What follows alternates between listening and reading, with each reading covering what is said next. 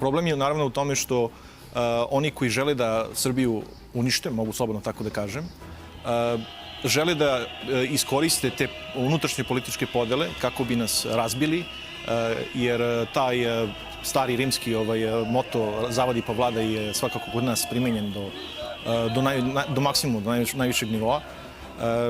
BRICS nije politička organizacija, tako da ne mogu ja da govorim baš u ime čitavog BRICS-a. Naravno, ja sam samo novinar novinske agencije.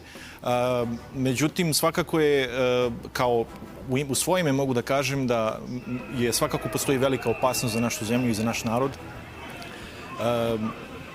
Ljudi mogu da se slažu ili ne slažu sa vlašću, ali činjenica je da mi moramo da pokušamo da na neki način izbegnemo da po treći put preko nas se prelomi mač Novog svetskog rata. Dakle, ako se to desi po treći put, pitanje je da li ćemo se od toga ikada više oporaviti, jer mi smo, ne treba da zaboravimo, mi smo u Prvom i Drugom svetskom ratu je bilo oko 3 miliona srpskih žrtava, dakle sve zajedno.